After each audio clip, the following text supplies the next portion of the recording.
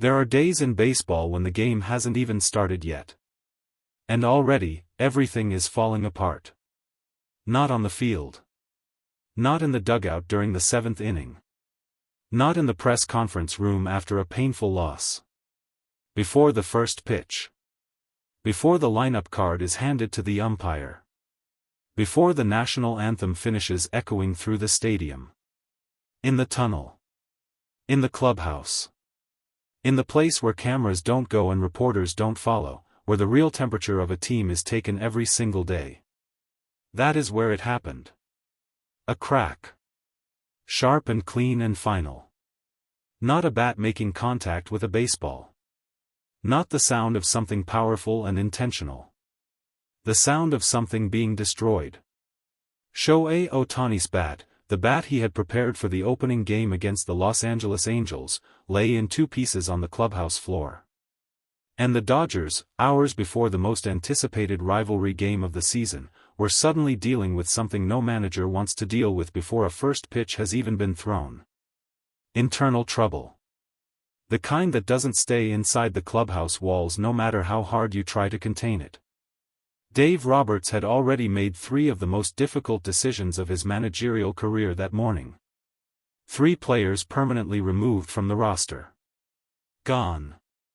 Not demoted. Not placed on injured reserve. Removed. The kind of roster move that sends a message so loud it doesn't need a press release to be heard. And now this. By the time the lineup card was officially announced, the Dodgers weren't just preparing for the Angels. They were holding themselves together. It started before most of the city was awake. Dave Roberts arrived at the facility with the look of a man who had not slept well. Not because the season was going poorly, the Dodgers were where they wanted to be in the standings. But because the decisions he was carrying into that building had been sitting on his chest for days. 3 names. He had written them. Crossed them out. Written them again. Talked about them with the front office until the conversations ran in circles. Looked at the numbers, the film, the attitude reports, the clubhouse temperature readings that never make it into any box score but matter more than most statistics ever will. And he had made his decision. 3 players were being permanently removed from the roster. In baseball, the word permanent carries a weight that other roster moves don't. A stint on the injured list has an end date. An assignment to the minors has a return path. A trade sends a player somewhere else, another city, another uniform, another chance. Permanent removal is a door closing. It is a manager standing in front of a player and saying, without softening it, without wrapping it in hope, that this chapter is finished. That the calculation has been made and the answer didn't come out in their favor. Roberts did not make these calls lightly. Nobody who has managed at this level for this long makes calls like this lightly. Every player removed from a roster is a human being who came up through years of minor league buses and early morning workouts and moments when they almost quit and didn't. Roberts knew that. He carried that. But he also knew what this team needed. And what this team needed was clarity. Accountability. A signal sent to every player still in that clubhouse that the standard was not going to bend, not for the schedule, not for the sentiment, not for the history. The 3 players were informed privately. Before the rest of the team arrived. Before the clubhouse filled with the noise of a game day. By the time their teammates walked through the door, their lockers were already being cleared. The official starting lineup for the first game against the Angels was posted in the clubhouse at 9:47 in the morning. In a normal week, a lineup announcement against the Angels would carry its own weight. This is not a rivalry that needs to be explained to anyone who follows baseball. This is a rivalry written into the geography of Southern California itself. 2 franchises, 30 miles apart, sharing a fanbase that is split at dinner tables and family reunions and Sunday afternoon barbecues across the region. But this week, this series carried something extra. Because Shohei Ohtani was on the other side of it now. The man who had worn an Angels uniform. Who had given that organization years of something extraordinary before the relationship ended the way relationships sometimes end, without a clean resolution, without a moment that felt like the right goodbye. Now he was a Dodger. Now he was on the lineup card that Roberts had constructed to beat the team that once built everything around him. The lineup itself was built around Ohtani at the top. His presence in the batting order was not a decoration. It was architecture. Every decision Roberts made below that spot on the card was made with the understanding that Ohtani's at-bats would set the table for everything that followed. The rest of the order reflected the 3 roster removals. Players who hadn't been in the lineup conversation the previous week were now being handed starting assignments. Fresh faces in pressure situations. The kind of lineup reshuffling that either galvanizes a team or exposes its depth in the most unforgiving way possible. Roberts had made his bet. The lineup card was the evidence. And then came the sound from the clubhouse that changed everything. Nobody saw it happen. That was the part that made it worse.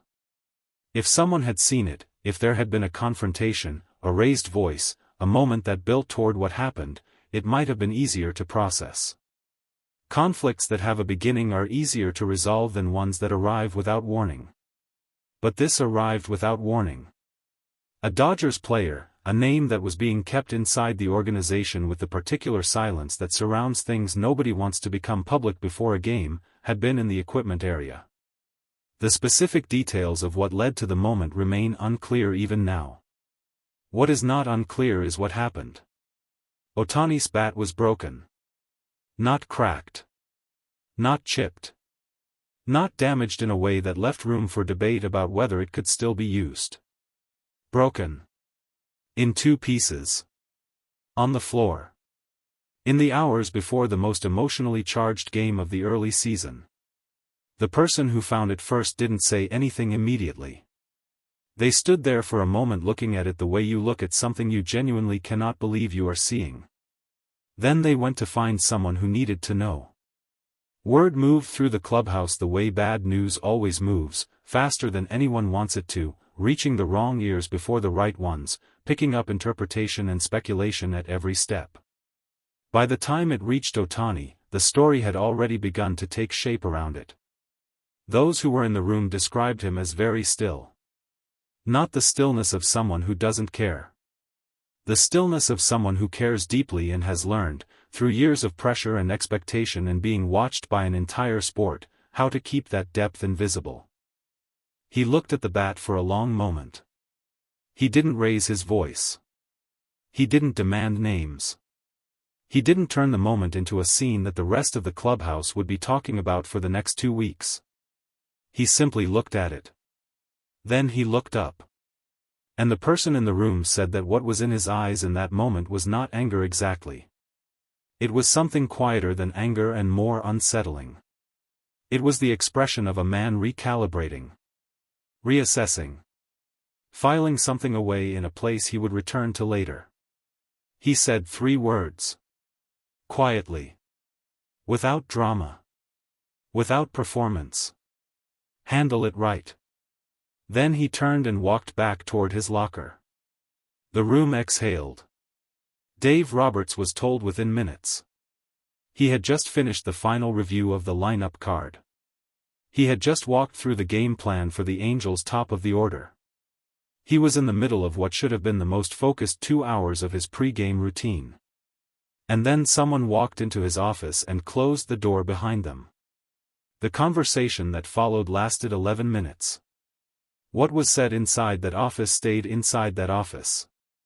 But what came out of it was a decision made with the speed and certainty of a manager who understood that hesitation in moments like this creates problems that outlast the original incident. 2 emergency substitutions were made. The lineup card that had been posted at 9:47 in the morning was taken down. A new one went up in its place. 2 names moved. 2 different players now carrying the weight of a starting assignment they hadn't woken up expecting to receive. In the history of this franchise, emergency substitutions before a game have happened before. Injuries cause them. Illness causes them. The unpredictable physical demands of a baseball season cause them constantly. But this substitution was caused by something that had nothing to do with any of that. It was caused by a broken bat and what breaking it represented.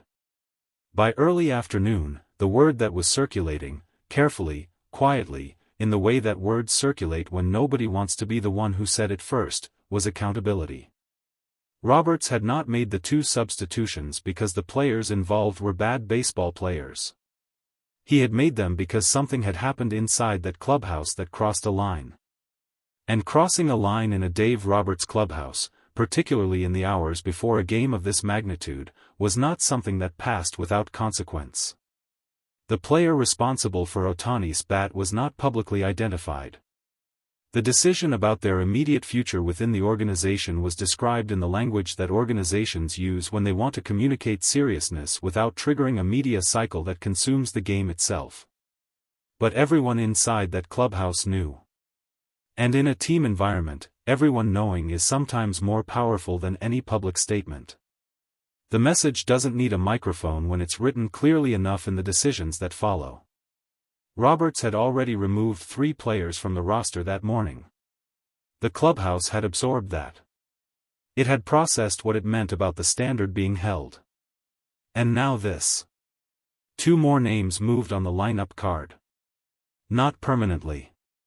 But moved. Visibly. In a way that connected directly to what had happened in the equipment area 2 hours before the first pitch. The message was not complicated. Nobody is bigger than this team. Nobody is beyond accountability. Not when Shohei Ohtani's bat is on the floor in 2 pieces before the first game of an Angels series. The atmosphere inside Dodger Stadium that evening carried the particular electricity of a game that has already been through something before it started. Fans who had arrived early could feel it without knowing the details. The warm-ups had an edge to them. The way players moved between drills. The way the dugout conversations stopped slightly sooner than usual when coaches walked nearby.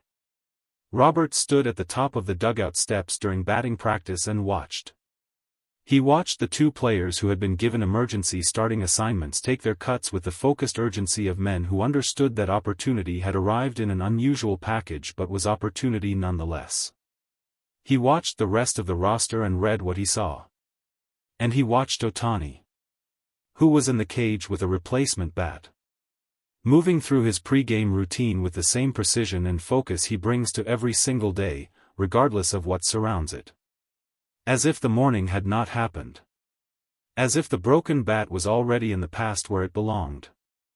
A coaching staff member standing nearby was asked afterward what it was like to watch Ohtani prepare in those final minutes before the lineup was set. He was quiet for a moment.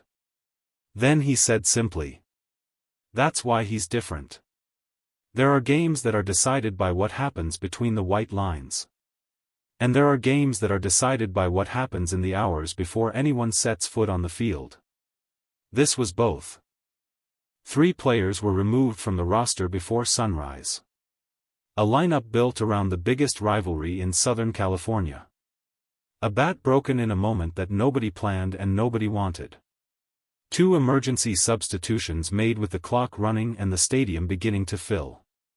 And through all of it, the decisions, the disruption, the controlled chaos of a team being tested before the first pitch had been thrown, one figure moved through the morning with the same quiet focus he always carries.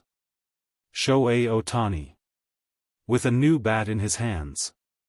Ready. Because for Ohtani, none of what happened that morning changed the only thing that has ever really mattered to him. The game was starting. And he intended to be prepared for it.